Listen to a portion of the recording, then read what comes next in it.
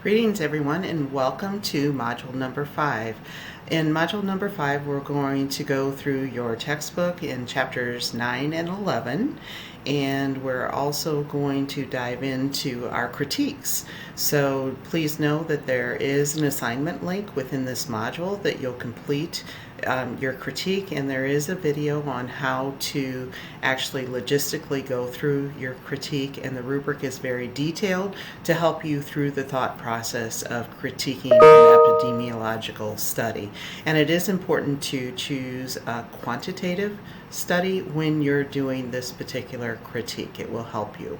So we are also going to look at some of the resources. Again, we're building your toolbox for your future practice, so just know that those are encased within this module as well.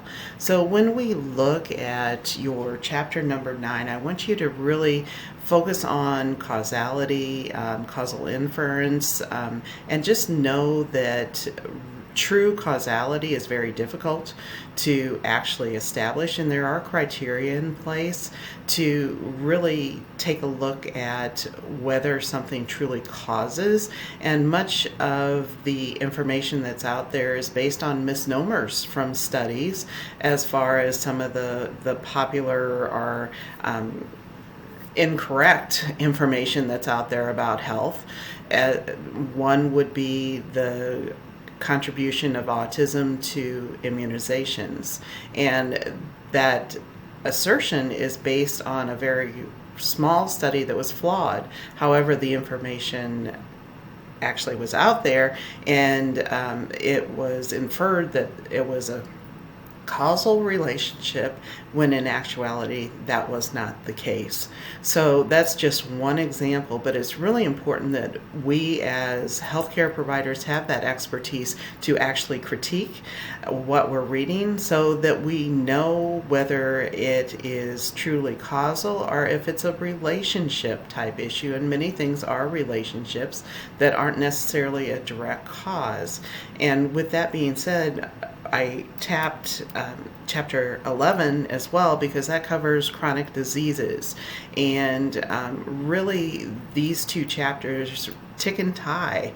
And when we're looking at chronic disease, usually there's multifactorial situations that create the circumstances for disease, and it's really important to know that very often there's a multitude of factors that contribute to the experience of disease, and they are far beyond physical things, and sometimes they're environmental, behavior, all those types of factors within the social determinants of health that really impact our experience of health. So that ties back into our chapter number 9, and when we're looking at the web of causation and the different factors to really look at as far as what contributes to the experience of disease.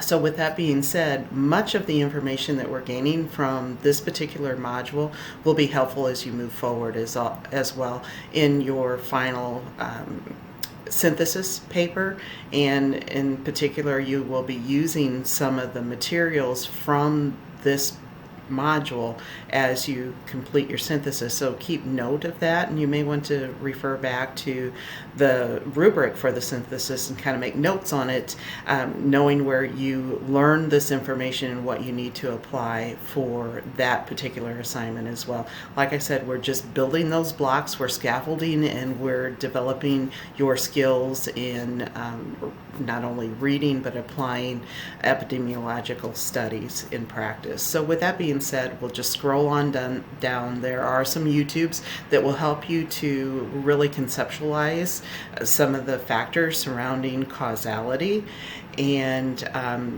some of the resources that you will be using as you move forward as far as the county health rankings and roadmaps. This is really interesting information. And again, with all the information, this is a sort of a data mining site that brings information or brings data from different resources, and really gets to the point where we can closely identify apples to apples or oranges to oranges. So it kind of solidifies what the criteria are, but just know that the data is only as good as the data that goes in, or the information that goes in to where they're gaining their sources. But this is kind of a standardized benchmark type criteria, and I think you'll find it, if you haven't already been exposed to it, very interesting to examine based on your area of location or area of practice. So this is just an overview of the same website, as well as here are some evidence-based guidelines specific to epidemiology, public health, and what I want to emphasize is knowing the criteria and how rigorous the evaluation process actually encompasses for some of the evidence-based practices. And as far as the community guide, there's information on that site and the different sites as well, as far as what is the rigor, how do they determine whether or not it is a recommended intervention and those types of things. And really the level of evaluation is congruent with much of the journals that you'll find in peer-reviewed resources or search engines. And the thing is, with much of the information that's available for epidemiology, it has to be relatively new. And sometimes that information comes and isn't always in the journals. So some of these are resources as well. But when you're pulling your articles, please try to focus on something that has been specifically peer-reviewed as far as the research. So also this will tie into your readings in Chapter 9 as far as those socioeconomic and cultural and environmental conditions that actually impact health. So again, here's some additional information that will help you as you do your critique, and I provided a video on completing your critique as well.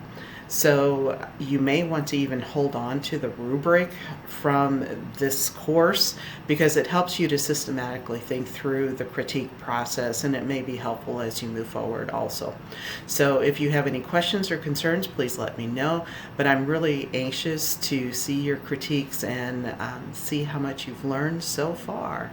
So thank you so much, and let me know if you have any questions whatsoever.